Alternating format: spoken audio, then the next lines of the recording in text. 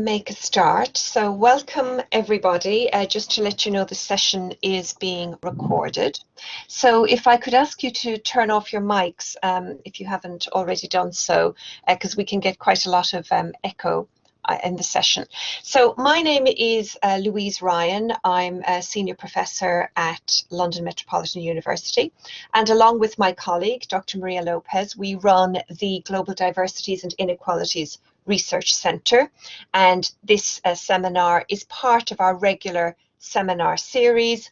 And if you'd like to visit our website, you can find out more about our forthcoming seminars for the rest of this academic year. So thank you all very much for joining us this afternoon. Before I introduce the speakers, I'll just say a little bit about the format of the event. So the two speakers have agreed that Professor Sarah Chiles is going to speak first. She'll speak for about 25 to 30 minutes, and then she'll be followed afterwards by Professor Diana Sturbu, our own professor from London Metropolitan University, and she will similarly speak for about 25 to 30 minutes. And then there'll be plenty of time after that for questions and discussion. And so if I could ask you to hold back on your questions until after the two speakers have presented. And then you can either at that point type your question in the chat, or you can put up your hand and we can come to you to turn on your mic and ask your question in person. So whichever you prefer. So without further ado, I'm now going to introduce our first speaker, who is Professor Sarah Chiles. And Sarah is a Professor of Politics and Gender at Royal Holloway University, and previously she was Professor of Politics and Gender at Birkbeck, University of London. Sarah has worked for many years on parliaments, and she's held a number of prestigious posts, including Special Advisor to the UK Parliament's Speakers Conference. She's also produced a report, the Good Parliament Report, and she's played many other important advisory roles in the UK Parliament. So today, Sarah is going to speak to us about the Good Parliament, and she's going to speak about the work that she has done, particularly drawing on her experience of working with the Westminster Parliament. So without further ado, I'd like to welcome Sarah to London Met, and over to you, Sarah. Thank you very much, Louise, for that nice introduction. I should say as well, when I was completing my PhD, I actually did teach at what was then London Guildhall University. So I know your institution from my own experiences. So that's always nice to return to speak at places where you once belong, if that makes sense. So thank you. And of course, it's always wonderful to share a platform with Diana. Our work often is both speaking to each other, but often we get the chance to collaborate in events like this. So it's rather wonderful. So yes, rather ambitious title. And in lots of ways, what I want to try and do is to reflect on two pieces of work that some of you in the audience, because I'm recognizing some names, might think, what on earth is she trying to do, bringing these two things together? They're very different. One, the Good Parliament report, is, in my own words, a rather dry, long report. It's not what I call a fantasy feminist ideal of what the House of Commons could be, but it's a technically appropriate set of politically viable reforms. I like to call it my handbag of reforms to turn the current House of Commons into the Good Parliament. It's impactful research. It was driven by a very particular agenda and a sense of accountability of myself to my university to change. The publication on the right is a book that I've just published with Karen Chiles, Feminist Democratic Representation. This is a collaboration. It is our first full book-length foray into political theory. It's a defense of representative democracy. We think through representation as it should be, and it outlines our understanding of design thinking. We make very particular cases for the augmentation of representative institutions to bring about what we call feminist processes of representation. Now, in thinking about what I was going to talk about today, I want to try and show some of the lessons I've learned from researching and writing both, and how this has informed my understanding of the role of the feminist academic critical actor, which is quite a mouthful. But what I want to do in my current research, I'm currently writing a book and explores my secondment in the House of Commons in 2015-2016, which resulted in the publication The Good Parliament, and to revisit the concept of critical actor and to think about what role the feminist academic can play in designing and building feminist institutions, or what I've taken to calling the making of the good Parliament. So this illustration is, and some of you may have seen this before, it comes from Feminist Democratic Representation. It's the image of young women exiting an Irish airport to come home to participate in the referendum on the 8th Amendment to the Irish Constitution, which would permit Irish members of Parliament to legislate on abortion. One of the no posters, the vote no posters that we came across at that time said, "Vote no, women can't be trusted." And we wondered if that wasn't part of the reason why those women came home, because they couldn't trust others to do good by them in politics. What we're engaging with, what Karen Seedless and I are engaging with in Feminist Democratic Representation, is something that we call the poverty of women's political representation.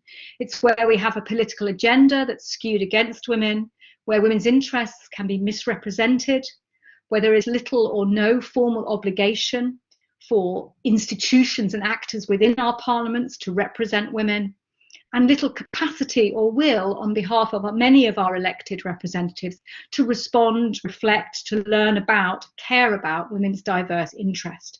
There's a disconnect between women and representative politics. Now, we don't think descriptive representation is sufficient. Of course, we want political institutions at least half full of women. But how do we know when this young girl who's looking down into the chamber of her parliament, how do we know when she is well represented? And in FDR, in Feminist Democratic Representation, Karen and I reject a dimensional approach to representation because we think it misses so much of what matters about this thing, this concept of representation. It risks looking just at numbers, missing to what extent many of our women representatives might be excluded or marginalised within those institutions, so present but nonetheless on the margins. It risks the old and classic refrain of confusing women's bodies with feminist minds. It doesn't always help us to ask which women matter, ideological and intersectional differences. So we don't think representation is reducible to descriptive representation, nor do we think that representing women should only be women's work. So what is it that we want? What we sought is captured in this image of what has now become quite an infamous moment, the Kavanaugh lift moment. It refers to an incident in the US when a senator was confronted as he tried to exit a lift by survivors of sexual assault. This was at the time of the hearings, in the Brett Kavanaugh hearings in the US, to become a member of the Supreme Court, excuse me.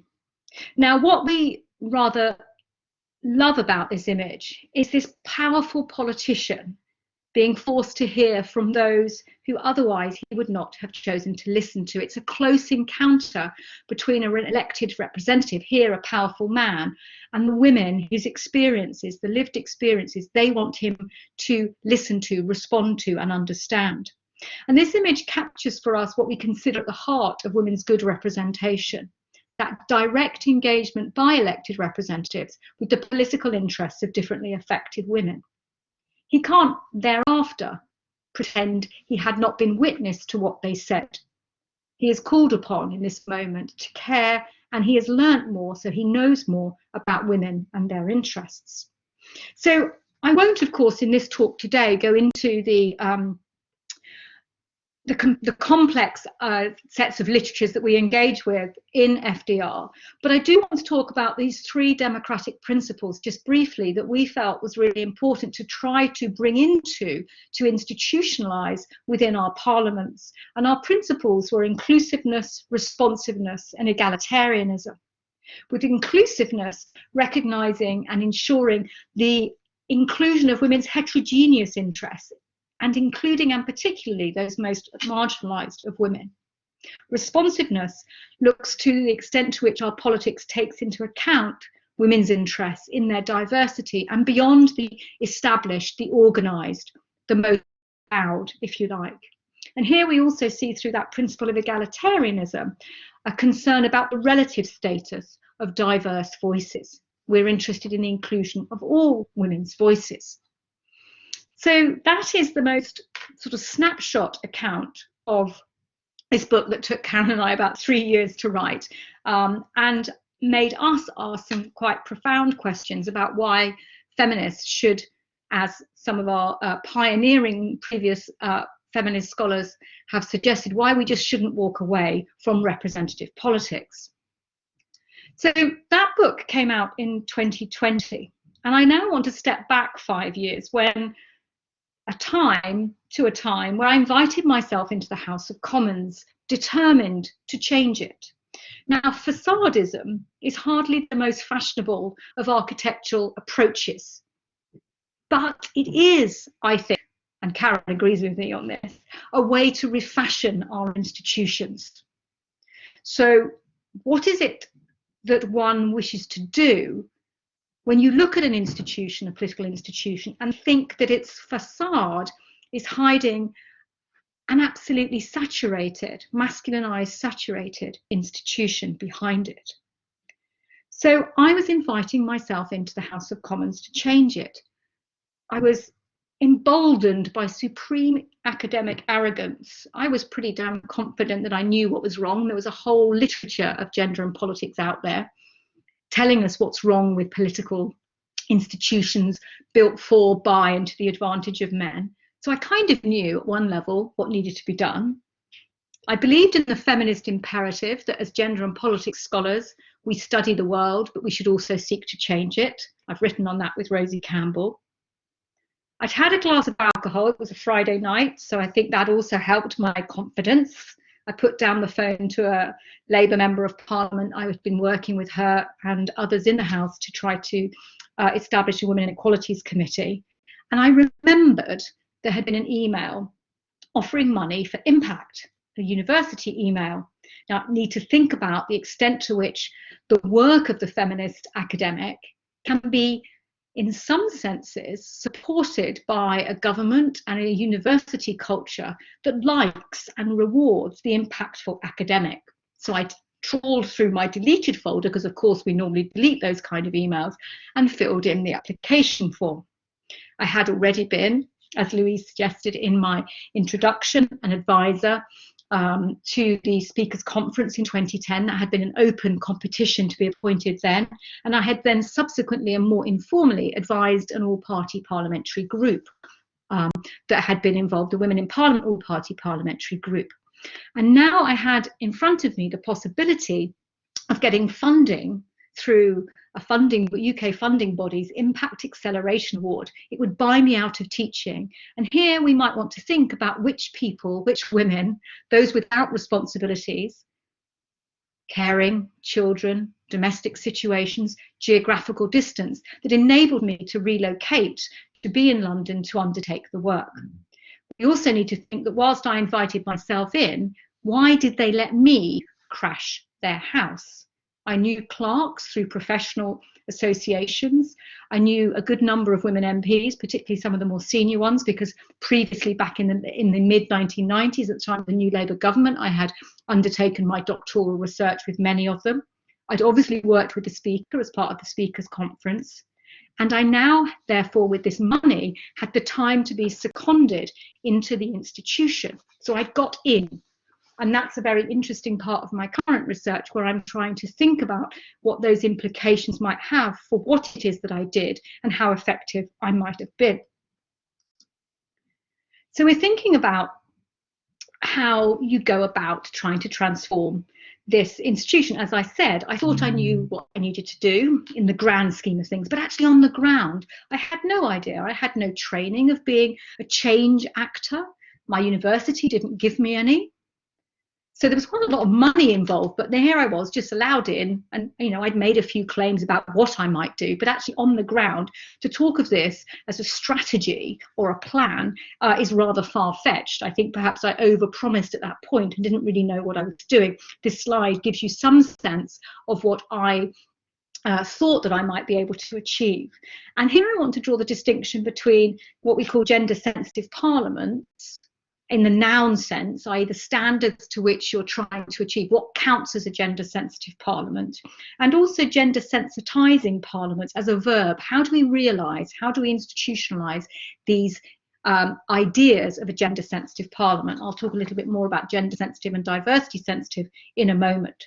So I needed to identify what was wrong, create that shopping bag of reforms, work out how on earth I would get the House, both as an institution, but within that space, particular individuals to take responsibility for particular reforms, and to try to hold individuals to account in the absence of a chief executive who could just flick the switch. So the Speaker was terribly, terribly critical in many ways, but nobody in Parliament is able to bring about the kinds of reforms that were necessary, right? I didn't just identify the top 3. I came up with 43 numbered ones and a couple that were hidden or in footnotes, and I'm happy to talk about those if you like in questions. So I created an MPs panel and an advisory board of clerks and officials to enable me to get both a political interpretation of what I should be doing and an administrative perspective on what might be possible and how it might be possible. I relied on some of my senior friends who were clerks who I'd met, as I mentioned, through those particular groupings, and I had a rather wonderful feminist in residence, absolutely fundamental to keep me going when I felt tired, exhausted, browbeaten, and perhaps when my feminist backbone was beginning to be curbed by some of the criticism that I was facing. So I stress here the idea of institutionalization as a process. That of course you need to identify a set of reforms that you wish to see brought about, but as the cliche goes, too often they will end up on the metaphorical and I think very real shelf. So it's about thinking when you are constructing your design, to what extent will this design be actually resonate, will be actually able to resonate with those actors whose authority you need to bring about those change. So this is about the big P politics of institutions and of gender sensitive parliamentary reforms. It's about governments and executives and legislatures. It's about parties and other groups. It's about the views of the opposition front bench and the government front bench. Sometimes they are closer than you think, as the opposition front bench imagines itself as the next government and therefore just doesn't quite want to support that radical idea of yours, because when they're in power, it may have taken some of its power from them. It's about also small p politics. On the administrative side, at times there is considerable conflict between the administrative and the political. Who gets to decide? To what extent are some politicians concerned that there is an administrative agenda that they feel is inappropriate given they have the electoral mandate? The internal politics, there's the personal politics. And as much as we might think in terms of grand theories around institutions, it can really matter who's sitting in which position and for how long and how much political capital they may have left, or has it drained away from them. It's also then about thinking very particularly about actors, administrative and political, who will work with you on this, both publicly and behind the scenes, and who might those opponents be who you need to negate or block, or in some sense render immobile. I was very lucky in that the Speaker, so this had to be a recommendation in the Good Parliament, it wasn't a numbered report, he agreed to create a new institution, the Commons Reference Group, which he chaired, which was made up of cross-party male and female MPs who were sympathetic to my agenda, and I think that's very critical. This group also, through the Speaker's office, had administrative support, and while it was sitting for 2 years from 2016 to 18, it met every 4 to 6 weeks and took forward through a programme of action a number of my reforms.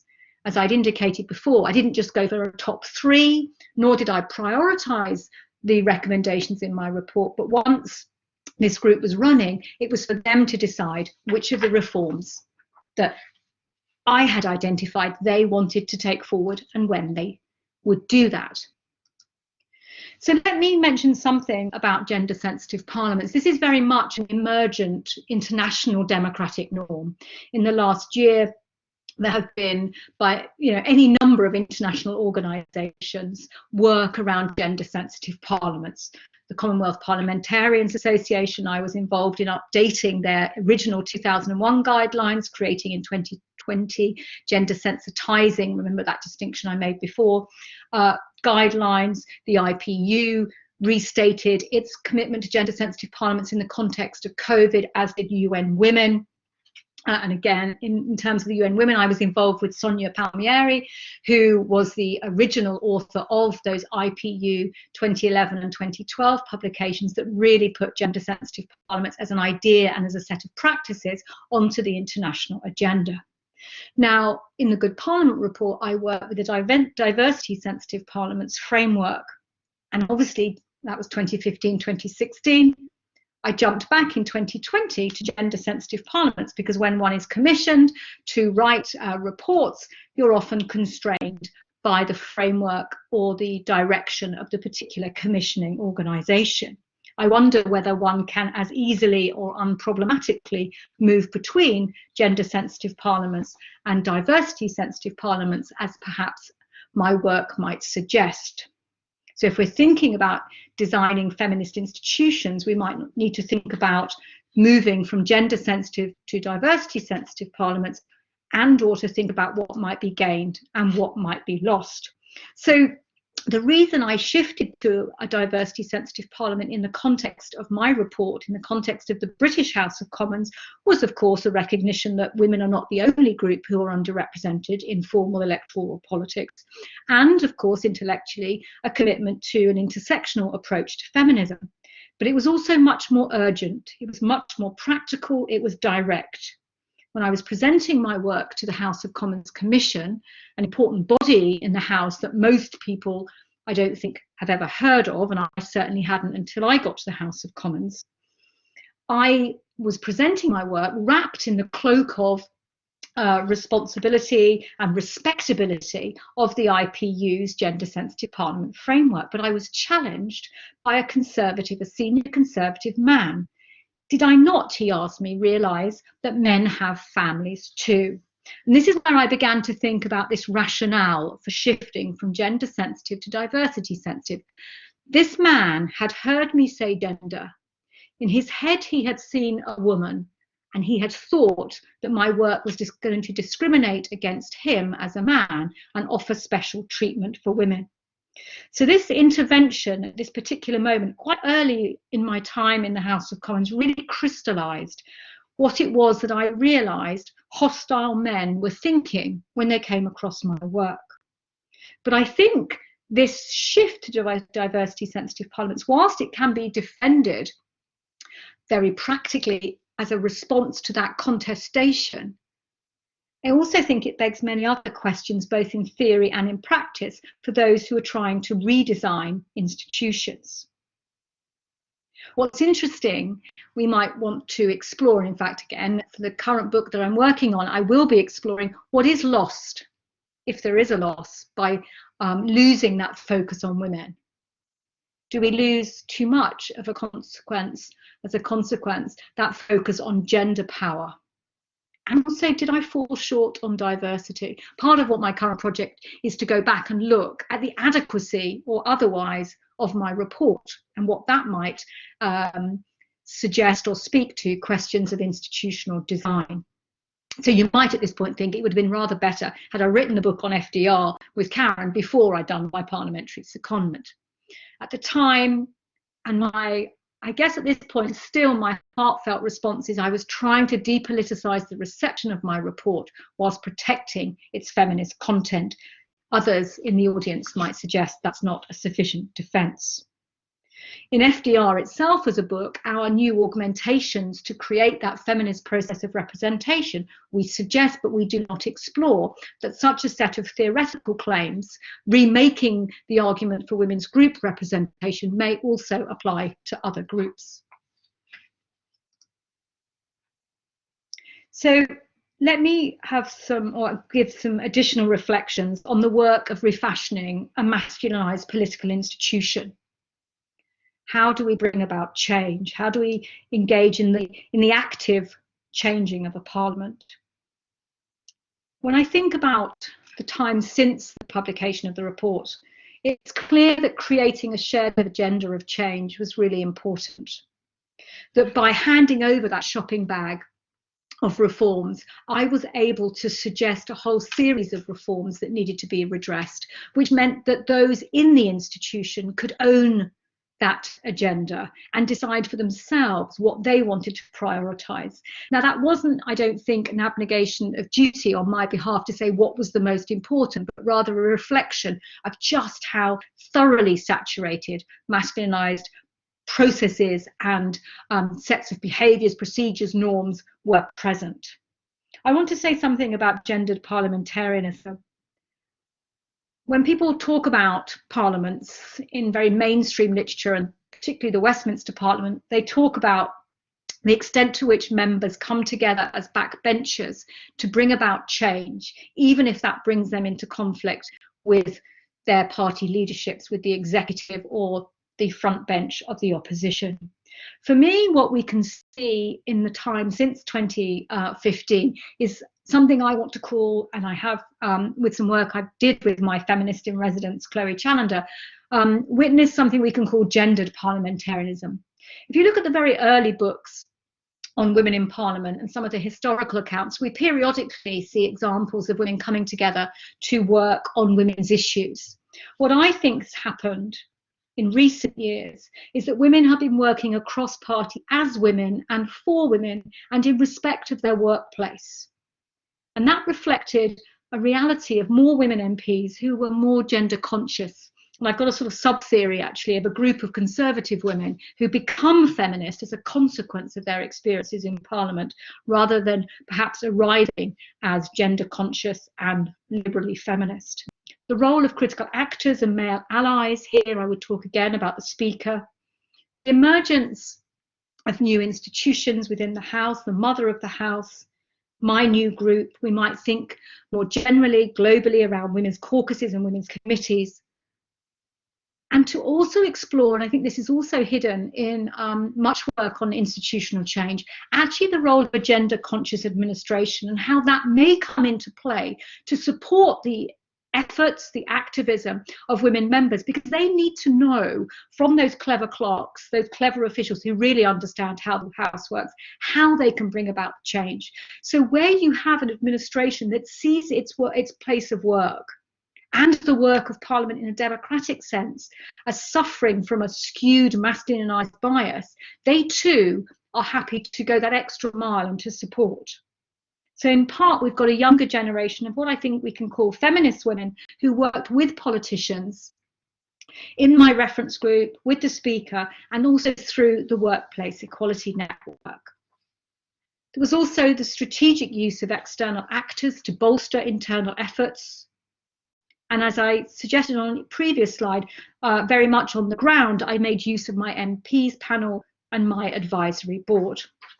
So let me bring my comments to a close with the very briefest of summaries of the changes that gave rise not very long ago to the formal and permanent change to standing orders that now permits parent MPs to take time away from the House without losing their ability to vote in divisions. The implementation of proxy voting for baby leave, which was first brought in 2019, but which, as I said, has just become permanent. So what this series of bullet points on this slide suggests is how institutional change occurred in this particular occasion. And I want to talk here about the stress here, really, the key workings of those actors, the Commons Reference Group on Representation and Inclusion, that new body that was created as a result of the report, the now previous chair of the Women and Equalities Committee, Maria Miller, Harriet Harman as Mother of the House, this new term that really I think has become an everyday occurrence. We saw it in the last couple of weeks in response to the murder of Sarah Everard. We have seen Harriet Harman using her notepaper, writing to Priti Patel, demanding a women's parliamentary response to this violence against women issue.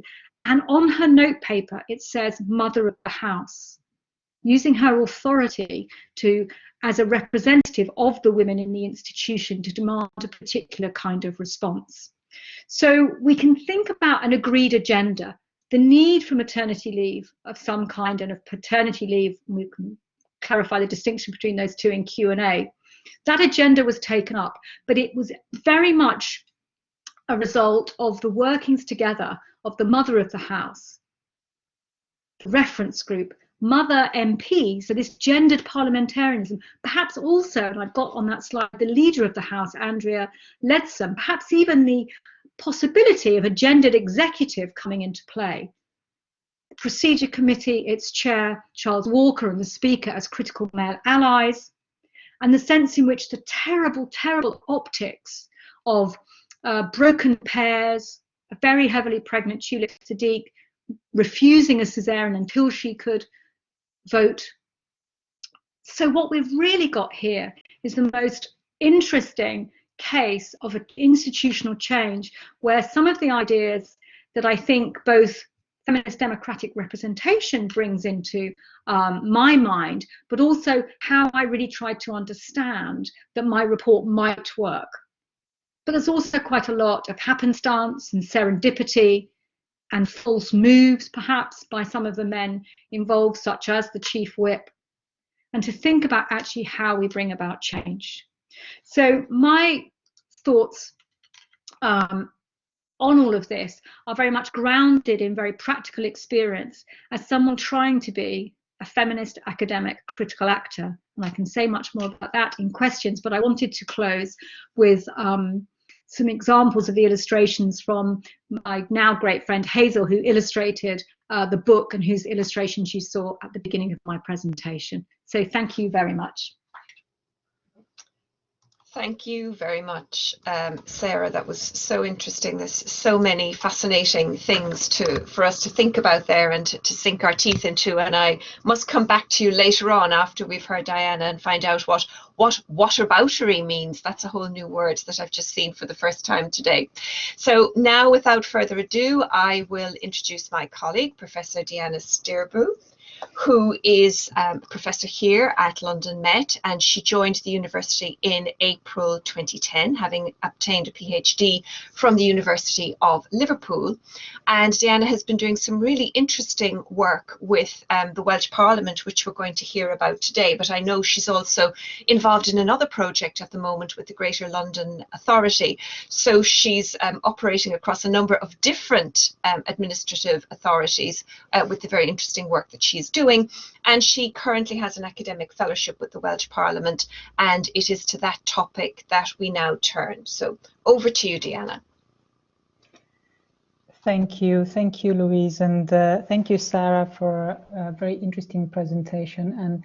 And I apologize for the sort of failure on my background on my slides,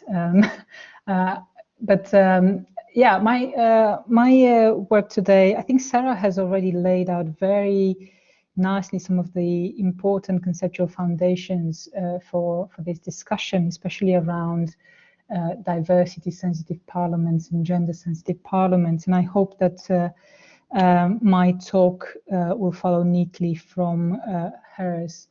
The perspective that I employ in this presentation is that of parliaments as work, as places of work, and how the nature and the particular features of these places of work can affect who applies for the job, so to say, and therefore can affect diversity in representation. So I will present some work that is derived from a study that I conducted in 2018 together with a team from the Welsh Governance Centre in Cardiff University. This was a piece that was commissioned by the Independent Remuneration Board of the Welsh Parliament. So although a critical academic actor, I wasn't, I didn't dare to self-invite myself in the organisation. I was commissioned, and they're like really interesting parallels from with Sarah's talk, but also some interesting distinctions in terms of how we position ourselves as academics in trying to pursue change from within the organizations that we work with. So in the next 20 minutes or so, I will try to give a little bit of a background to this piece of work and outline some of the research questions that I pursue and talk a bit more in detail about the methods that we employed in conducting the research for the Remuneration Board and some of the findings of that work. But before that, right, I don't think I need to convince anyone in this audience in particular that our parliaments are not fully representative of the communities they serve. It is probably fair to say that on almost any dimension of diversity, whether we talk about gender, age, ethnicity, disability, but also socioeconomic background, the composition of the UK legislatures fall far behind the overall composition of the UK population. The other sort of important thing that I would just mention here is that although we do have more reliable data about gender, I think we still suffer from data poverty in terms of collecting systematic data around age, socioeconomic background of MPs and elected representatives, education, disability, professional background, and so on and so forth. So we are working a little bit in the dark here. Most of the explanations that have been given around the lack of diversity in parliaments revolve around the sort of the demand and supply model of political recruitment developed by Johnny Lewandowski and Pippa Norris back in 1995 in their study on gender, race and class in the British Parliament. Very, very important piece of work.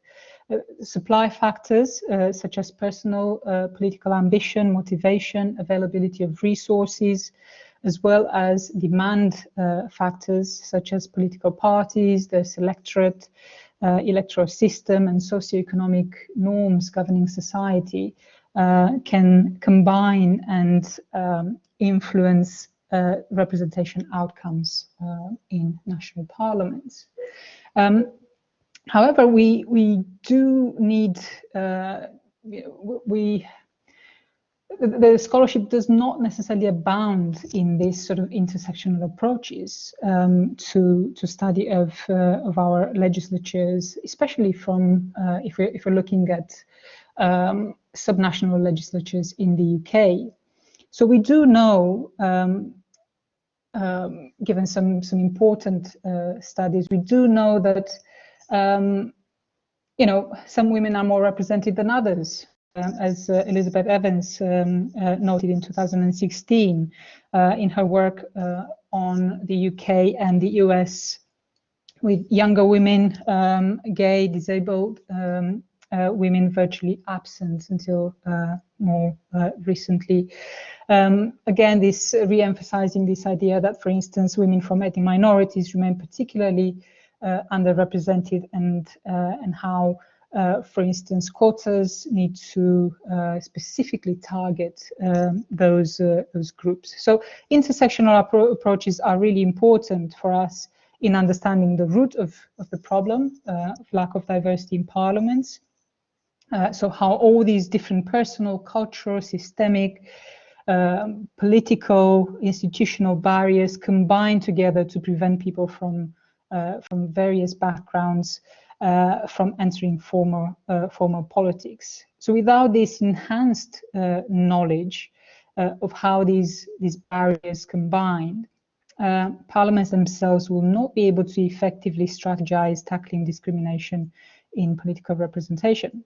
And Sarah has already touched upon this idea of gender-sensitive parliaments and mentioned some of the advancements that have been done in terms of scholarship and practice in order to assist legislatures in pursuing gender equality and diversity in representation. So the frameworks around gender sensitive, sensitizing parliaments to diversity sensitive parliaments really important for this work. But most of these strategies really start with this introspection and internal audits of the workplace. The strategic commitment to diversity and equality, the internal diversity and inclusion policies at the level of the commissions, but also broader within the organization, the infrastructure supporting the work of elected representatives, the culture of the workplace, and the presence and participation in parliamentary life of all elected representatives from various backgrounds. So this is laying like really important foundation for the discussion. But from my perspective, from the work that we try to do in the Welsh Parliament, we looked more at the role and scope of Parliament in tackling diversity representation through the means of remuneration package.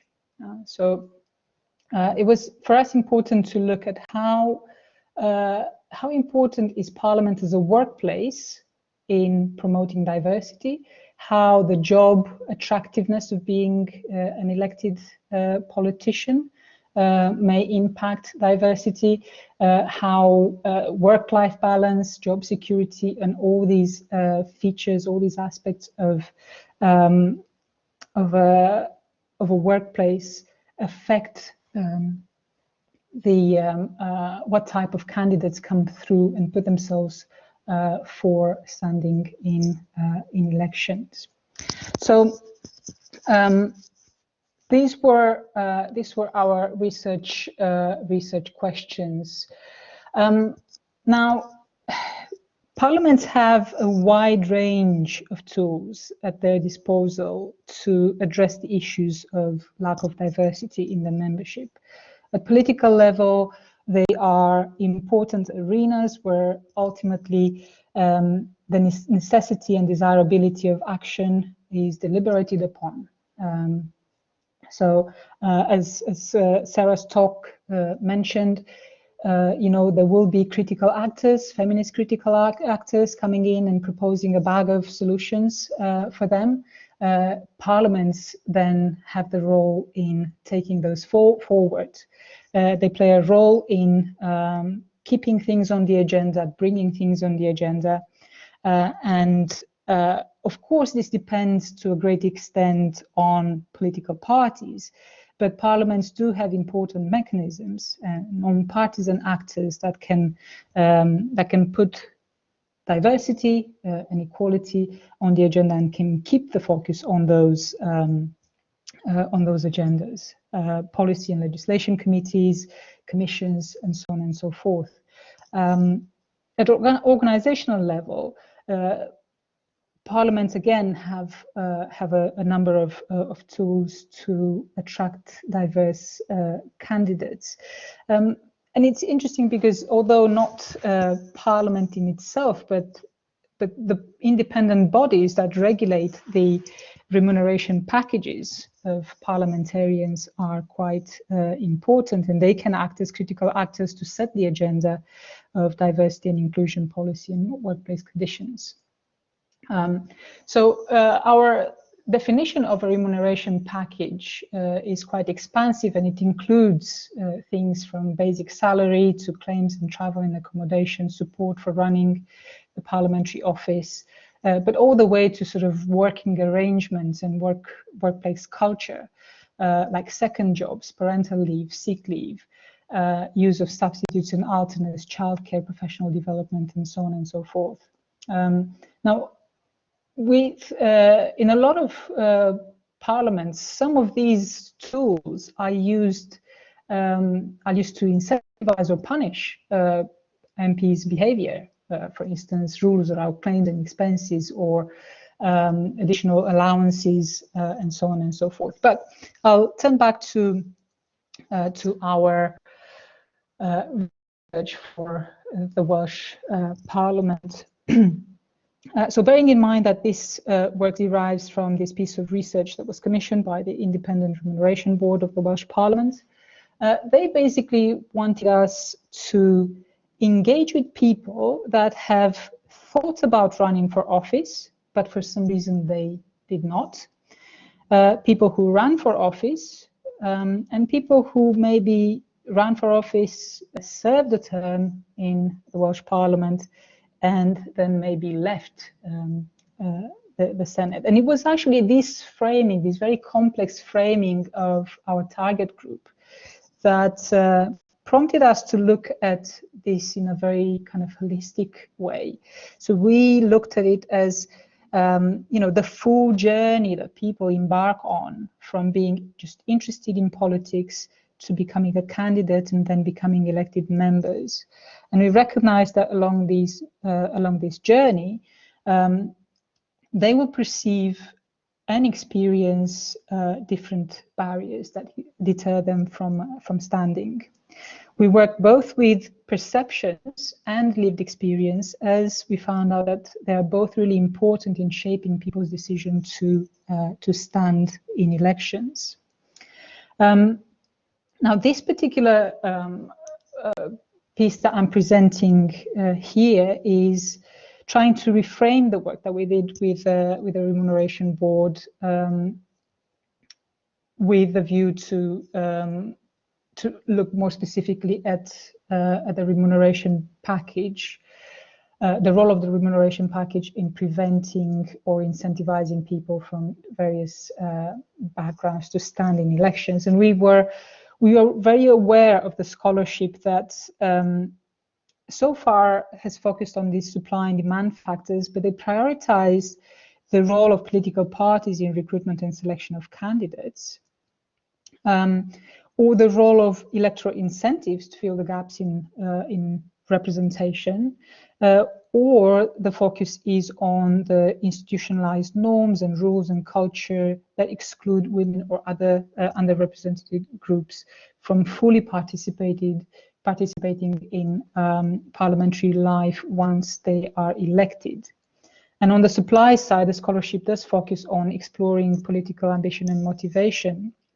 But we actually know less about how perceptions of the job of being an elected politician can shape people's decisions to stand or not.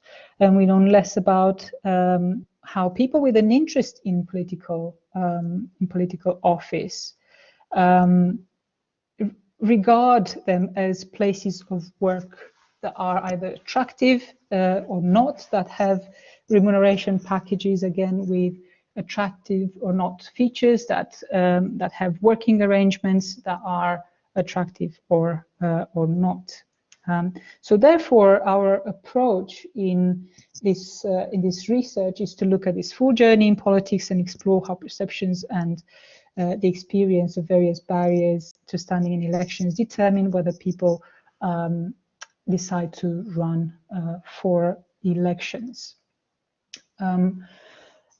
A little bit about the methods. So we started, our research design employed a desk research stage where we reviewed evidence from a number of parliaments, and a field research stage where we adopted a mixed methodology with a quantitative phase where we tested some of the themes that we picked up from the literature in terms of the supplied side mostly. Things like personal motivation, ambition, but also perceptions and beliefs in relation to the nature of the job, the salary, support politicians get, and so on and so forth. But we try to test this within the Welsh context. We distributed a survey to about 50 plus organizations in Wales, where we assumed that people with an interest in politics might be. So there were organizations such as trade unions, student unions, local government, professional membership bodies, voluntary sector organizations, community groups, youth groups, and so on and so forth. So we used a self-selected selected sample. We had 196 survey responses back. with a fairly good distribution, I would say. Was an overrepresentation of men, 54% men to 45% women. We then followed this with a qualitative stage where we tried to test a little bit more some of the findings and explore some of these themes in more depth. So we conducted first 7 focus groups with people in Wales, in 6 locations across Wales. So we had a good regional distribution there. In these focus groups, we explored shared understandings and views of attractiveness of being an elected representative in the Welsh Parliament. In these focus groups, we had 20 men and 22 women with a good distribution in terms of socioeconomic and professional background. Not so good actually on race and ethnicity. We struggled, especially in North Wales, to recruit people. We then continued to sort of dig deeper with 25 interviews, again, 14 women, 11 men, 5 of which were former candidates to the National Assembly, as it was then called. Now it's called the Welsh Parliament. So 5 former candidates to Welsh Parliament elections. And we complemented this qualitative stage with a online engagement process that ran over 3 months on a platform called Lumio, where we had 24 participants that explored topics that came out of focus groups and interviews. They explored it asynchronously. We put in questions and they replied in their own time. But this discussion was held under anonymity, so we can't really do we don't have a sense of who participated in this. But just before I give you some of the findings of the research, I'll give a little bit of context to the Welsh Parliament, why I think this is a really relevant case study to look at. First, the Welsh Parliament is a young parliament that doesn't carry with it decades and hundreds of years of traditions and cultures and norms and practices that favor certain groups of individuals in terms of power, presence and participation. But having said that, the Welsh Parliament does carry some other burdens, in particular limited legitimacy, as in the 1997 referendum. Only a wafer-thin margin of the Welsh electorate voted for the establishment of the institution. It also carries the curse of, if you want, historical institutionalism, as it was established as a very, very small body with only 60 members, and this has proven very difficult to change despite 20 years of growing in power and competencies and complexity of its work.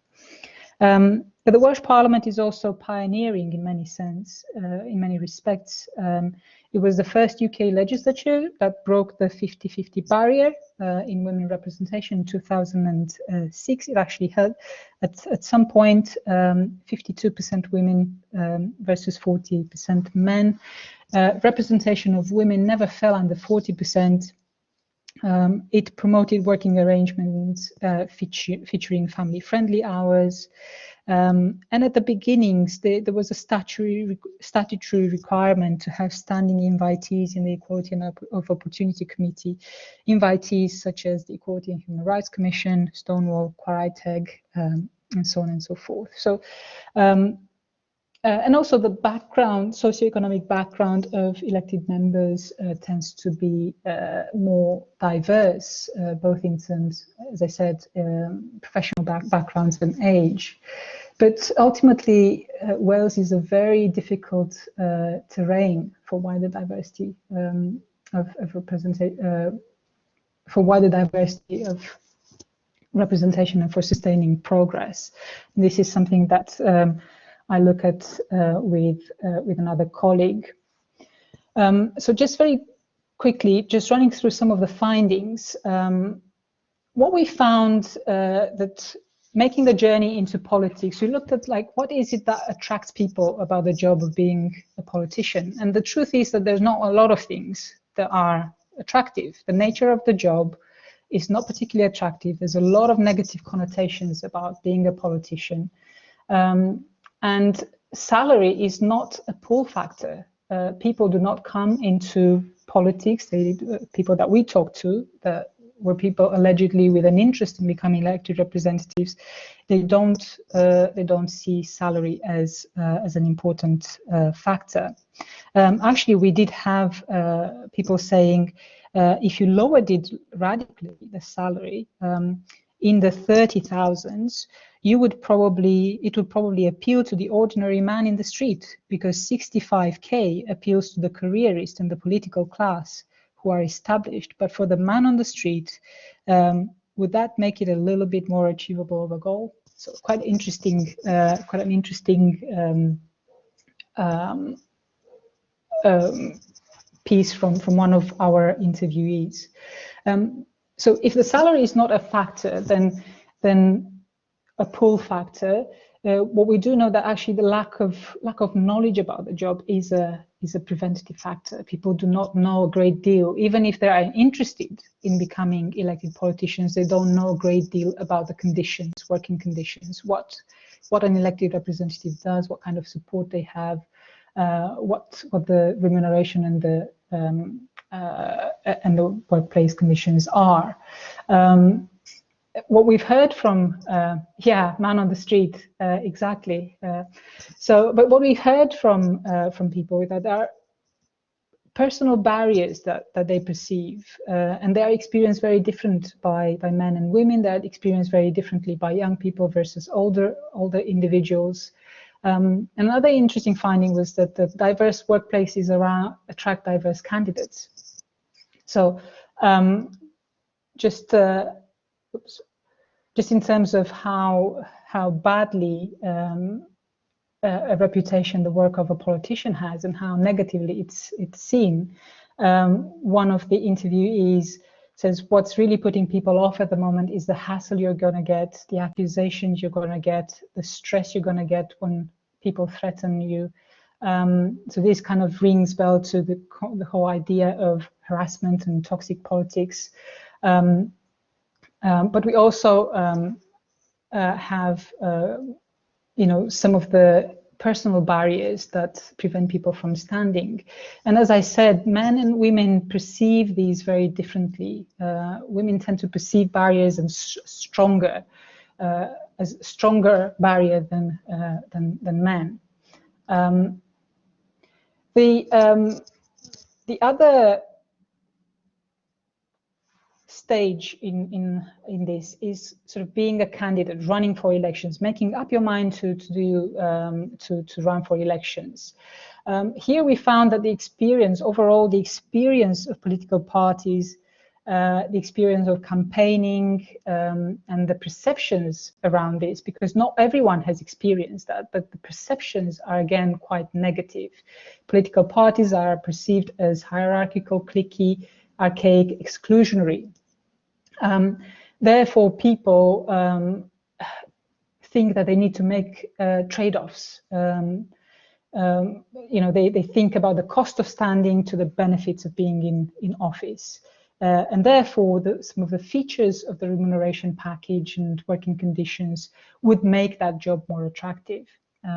Some of the things that we've heard from interviewees and from focus groups was that an access to politics fund would help, that working conditions that are resonant to kind of the modern 21st century type of workplace with remote working and flexible working would appeal to people.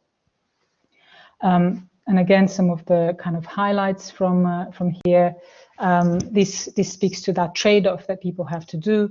To be able to stand and run a campaign properly, I would have to give up my job for a period, and I would still have a mortgage and things like that. And giving it up for 6 months, I wouldn't be able to afford to do that. And really, someone who is in a winnable seat needs to be fighting for a year and give it their whole attention. So we've heard quite a lot of narratives about this trade-off that people need to do between the cost of standing in elections and the perceived benefits that they will have, not monetary benefits, but being in an elected position and serving their constituencies. Interesting, one of the motivating factors for people to stand in elections, as I said, it wasn't the salary, it wasn't the money, but it was doing a better job than the current elected representative, or doing, affecting change from within, or serving their communities. So what we did find is, again, that in terms of what would make people more likely to stand, that some of these incentives play a bit stronger for women than men. But a lot of these incentives that we list here have to do with the remuneration package and the working conditions. Things like the flexible voting in for members, things like more flexible working options, job sharing, things such as more flexible financial allowance and support package. These are all about the remuneration package and the workplace conditions. So they play quite strongly in people's minds when they decide whether or not to run for elections. And now, being a politician, being elected and working in the Welsh Parliament, there's a number of factors that push people out after one term. These can be the stigma around expenses. It can be stigma around additional allowances that politicians get. People are very, very worried about talking and uncomfortable about talking about these things. On the one side, they're expressing that they do need support, office support, in order to carry out their work. On the other hand, they were talking about how there's this whole stigma around expenses, and that they will be very, very cautious about claiming. Travel and accommodation, really important, especially for people who have young families. Provisions about childcare, developmental opportunities as well, playing out very importantly in this. So this sort of again, it takes us to that idea of the modern workplace, where the remuneration package and working arrangements are really powerful tools that can attract a wider range of individuals, although these are sort of indirect tools, if you want. These remuneration packages, they can act as pull factors, making the job more attractive for a wider range of individuals. They can help individuals negotiate their dilemmas and trade-offs, and they can also sustain diversity in membership in an organization. Again, the idea that diversity attracts diversity. And in conclusion, as I said, we find that there's this strong affinity towards the 21st century workplace, with working arrangements that are flexible. We talked about remote working, we talk about remote voting, proxy voting, all these. And it's really funny that now, a couple of years after, 3 years after we conducted that piece of research, that some of these have already become reality in terms of remote work. But at that time, these suggestions were seen as rather radical, and I can touch upon on the response of the Commission and the Remuneration Board to our recommendations on these matters. So working arrangement support opportunities for development are equally, if not more important than the actual salary. And ultimately, obviously, political parties are the gatekeepers of political recruitment, but legislatures do play, I think, an important role in agenda setting, in keeping diversity on the agenda, and also in creating those institutional conditions for a diverse workforce. I'm going to stop here because I think I've gone over time. Thank you. Thank you very much, Diana. So two very complementary papers there that really explored a range of similar issues, but in different contexts. So there's an opportunity now for colleagues to raise their hand if they would like to ask a question. If nobody, or you can type your question in the chat. If there aren't any questions in the chat, people are saying how interesting it is and they're complimenting you, but so far I don't have a question in the chat, so I'm going to start and ask a question, and then I'll hand over to Maria, who I'm sure also has a question. But one of the things that I found fascinating listening to both of your presentations was the intersectional lens and the importance of diversity, and I was very interested in this remark you made about diversity attracts diversity. And clearly, looking at gender, ethnicity, and all the other characteristics, class in the British context still remains such a powerful factor in, and you talked about sort of the political class.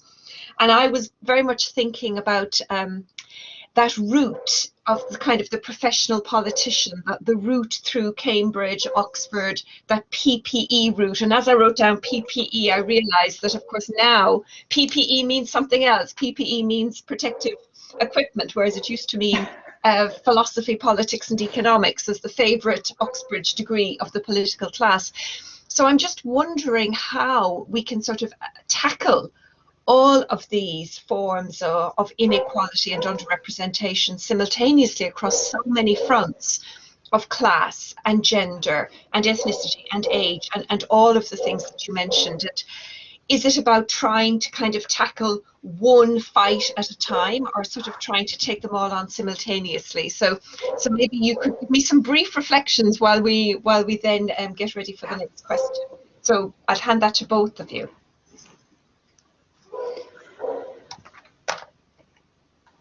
Who'd like to start? Sarah, do you want to? Okay, yeah, I can do. It's a really good question. I mean, I guess that goes, for me, that goes back to that question of whether my strategic shift from gender sensitive to diversity sensitive in the particular case was a month, I guess, a month or so in. And I wonder whether, had I started from a diversity sensitive Parliament's approach and actually worked through what that might have meant, whether my report would have looked different. And I think that is something I'm trying to grapple with as I write the book up of my time in Parliament, because it seems to me that if you wanted to design your institution from the perspective of the most marginalised in society, then they would look very different. And I wonder if you would agree with me on that.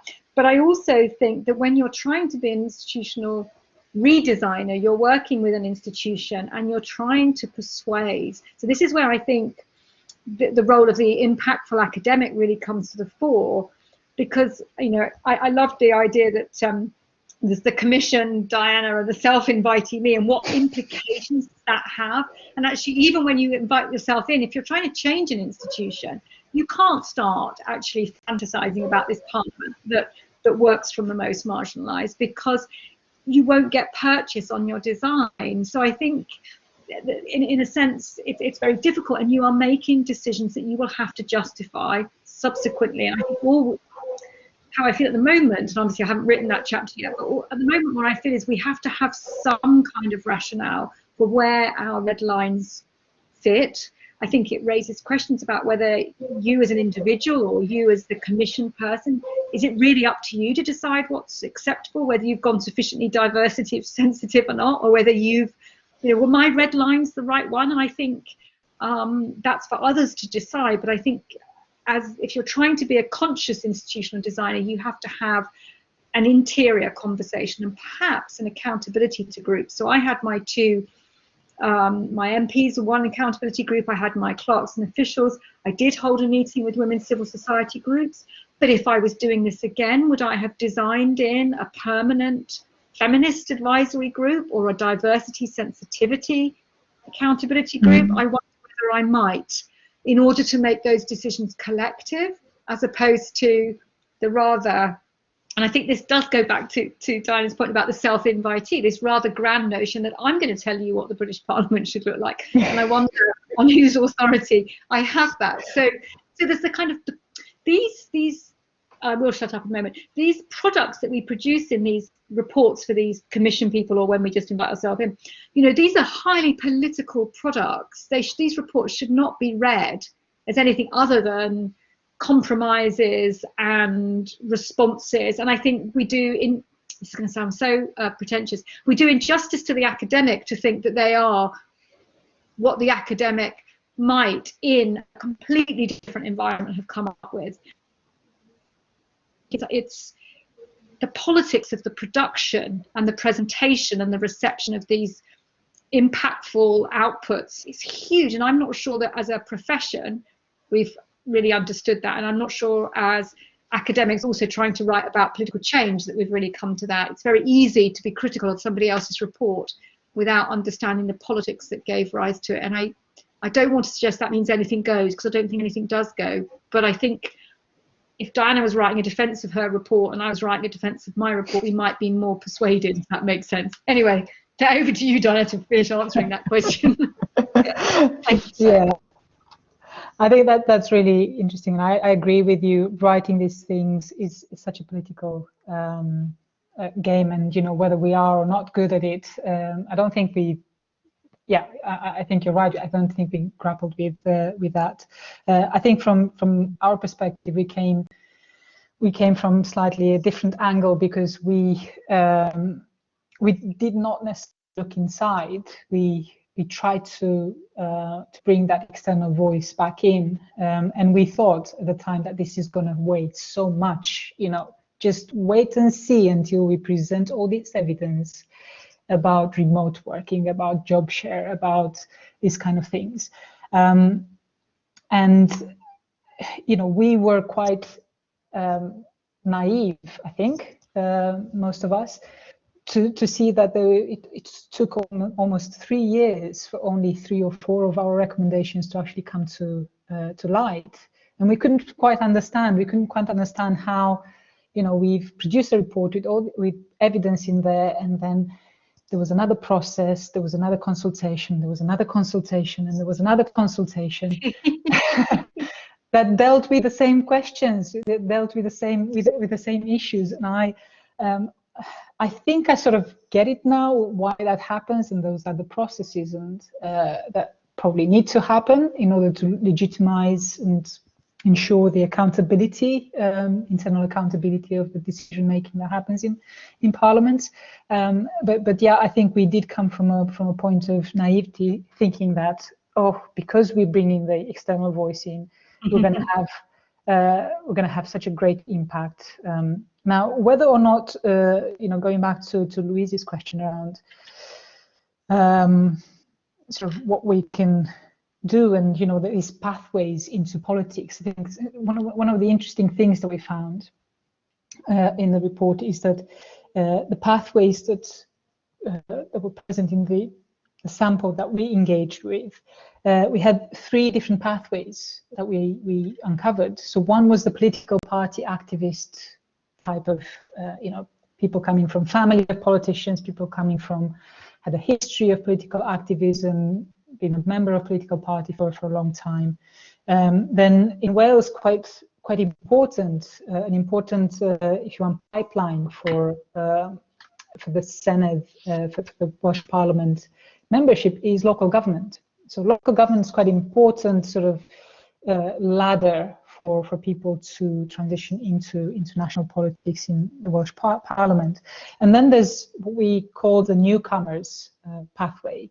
And these are people who have worked in public affairs, journalism, haven't had associations with political parties, haven't necessarily been political activists in their lives, but then managed to build networks and quite easily within political parties and get nominations there. Now, it's very, you know, we're saying like, how can we do a blanket sort of intersectional approach to this. It's very difficult because I think very different categories experience barriers in very different ways. You know, a single mother who, you know, can't really do networking and building networks in political parties because she, you know, she can't keep going to meetings at 8 o'clock in the evening. Young people don't, the ones that we talk to, they don't like campaigning, you know, face to face and doing the door knocking. Yeah, they're more kind of in Twitter sphere, and there's a different type of campaigning. They engage different kind of discourses. You know, with people from Black and ethnic minority backgrounds, you know, we found that they really feel that tokenism. Yeah, like I know I've been selected, or I know that I'm here because I'm the token candidate, and that's really sort of speaks very poorly of parties who do that. So I don't think we have an answer, but I think we should keep the discussions open. Thank you. So we've got a question in the chat, but I know that Maria also has a question. So maybe if we have Maria first, and then Brian, after Maria's question, I'll come to you, and maybe we can take the two questions together. So Maria. Okay. Well, thank you, Sarah and Diane, because for these talks. I mean, they are so inspiring, and I've taken so many notes as usual.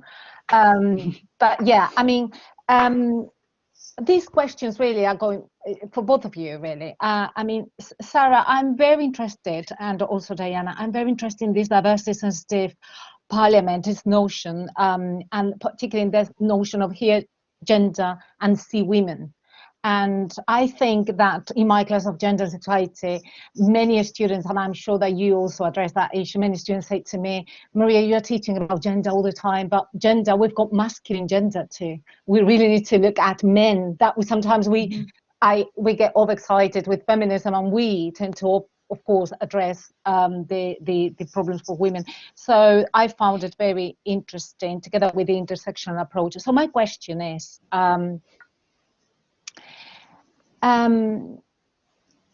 first for you, Sarah, and for you too, Diana, what sort of criticism you received when you were in the parliament? You just mentioned very briefly that you received some criticism. What sort of criticism you could receive when you came with such a good bunch of ideas? My second question is, why, and this is for you too, really, and just I'm curious to know, because I can't answer that question in my classes, so I'm just curious to know what you think about it. Why there is such a big resistance from women, and in that particular case, in that context of the parliament, from professional women to declare themselves feminists? I find it very big when we know that this is about all these gender equality, and they tend to mix this womanizing thing, etc. But why there is such a big resistance to that? And then Sarah, you answered partially while answering Louis Ryan, this your role as a critical actor and feminist activist. You answered that already. And very finally, if you could address, and we've got time to do that, what about sexual discrimination? Because you talked a lot about gender discrimination and that intersectional approach, etc. But if you could comment very briefly, I know this is a huge question, so I'm not expecting like, but what about sexual discrimination, and in particular transsexuals and transgenders? Discrimination in parliament. So I've got enough. Louis, stop me at some point. Yes, okay. Big questions there. So maybe just to give Maria, not Maria, Diana and Sarah a moment to think. So Brian, I can see you've asked a question in the chat. Brian, would you like to turn your camera or your microphone on and ask your question? Hi, Brian. Hi, Louise. Whether my camera will come on or not, I'm not sure. But I mean, thank you very much to Sarah and to Diana for fascinating presentations. My question really follows on from what Maria was saying, which is just in the context of dealing with resistance and trying to manage resistance in what are, at least in the case of Westminster, a very kind of masculine institution. What did you find were the key arguments which were able to break down some of that resistance, or maybe to engage people who previously hadn't really thought about some of these issues. So I'd just be interested to get a sense of that. Okay, thanks, Brian. So you've got some big questions there. I don't know if there are any other questions. So while you're answering, I'll check the chat for any other questions. So over to you both. Whoever would like to start. Diana. Sarah, Diana, would you like to start? I think maybe Diana, because I started first. Okay, let's I don't want to always. Diana, over to you. Fair. Yeah, I think I'm trying to think. So when we actually presented a proposal for this piece of work, it was quite interesting because, you know, if you read the terms of reference of what's written, and then how we interpreted it, in the first instance, it was very narrow interpretation, and that terms of reference was specifically about remuneration package, and then when we were brought in front of the board, this probably should be Chatham House. We were told that, you know, no, we actually want to know more. We want to know the roots of why people. It wasn't just about the remuneration board. It was about these kind of, as I said, pathways into politics and really understanding people's barriers and incentives and how to keep them. You know, if you have new members coming in and, you know, coming from various from more diverse backgrounds, how do you keep them there? How do you manage for them not to leave after one term? So I thought that was quite interesting because we were kind of pushed back on our very narrow interpretation, and this leads me to think, you know, indirectly this is a tool. Yeah, you know, it's perhaps good that we were pushed back on this and that we were able then to expand the remit of our research and give this kind of broader perspective, because otherwise we would have produced something completely different. So that's kind of sort of my first comment on that. The other comment that I would put in terms of criticism is more about self-criticism, and this is, you know, like I'll have to take this with a, you know, and eat humble pie or whatever, however you say. But you know, we had to recognize that actually overall we were not a diverse team, and that kind of goes back to that, you know, critical actors, who we are, how we get the access, and eventually does that reflect into what we produce. So we were not a diverse team, and we sort of struggled with that, and we tried various ways of sort of bringing in sort of more diverse sort of I don't know, advice and evidence, but we struggled. We struggled with getting our samples right and representation people right. We used targeted Twitter campaigning. We used, you know, we added additional sort of sessions for focus groups because we realized that we have an all-white audience in Cardiff, where we were expecting to have the more kind of ethnic diversity, because in other parts of Wales it's more difficult. In all fairness, so there's a lot of things that we were self-critical about, and raises a lot of questions about the kind of who those critical actors are, and how then they relate to the agenda of changing institutions. So that's it from me. Okay, I'm going to start with Brian's question, hoping in so doing that I'll address some of the points from Maria too. I mean, I think the first thing is even starting with the idea that you'll recognise that you'll face resistance, because normally as an academic you're looking at existing research, you might do new empirical data and you make your analytic points or your findings, and you're not necessarily, I mean, obviously there's reviewer too and everything, but this is quite different. It's not academic research. In that sense, you're trying to persuade people. And I think I was very lucky to have a meeting with a senior campaigner of an international charity who's a friend of a friend. And actually, she made me think even in terms of resistance and finding individuals who would be my multipliers on the positive side, who we could recruit almost to try to negate the intervention of the resistance. So even thinking very differently from how we would normally was quite important, because it made me think, actually, who might I be faced with? So that was one thing. I think in lots of cases you have to try and persuade folk, you have to demystify, I think. You have to debunk and reveal preferences for when they're preferences and not actually defensible ways of doing things. And I think that's very hard for elected MPs, not least of all because they rely on the electoral mandate to justify why they do things the way they do. I think embarrassment is a hugely underutilized mode of instituting change, because often when it is a preference that's used as a defense of a particular practice, once you sort of shine light on it, it becomes more obvious that it's a preference. I think isolating individuals, comparison, and you have to get the right comparator. So if you're looking at international comparisons, I was very explicitly told that it was no good keep pointing to the Nordic countries as where we should be moving, because actually that was likely to rile opponents. If Australia, if the rest of the white Commonwealth are doing something, then Westminster might take it seriously. So again, all of this is so highly political.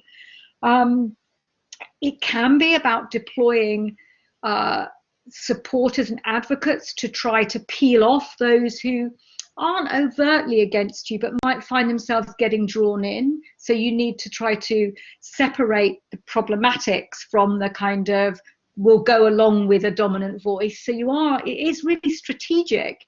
And I think as academics, we're not used to dealing with that kind of research, I think. And I think the other point about opposition and goes back to Maria, and this is where I want to connect it to Maria's, is realizing that you are opening yourself up to personal and professional questioning. I mean, I was hauled into a senior Conservative's office who was, I mean, at the moment this opens my book, but he was offended that I'd been allowed in, that he hadn't been asked to approve my presence.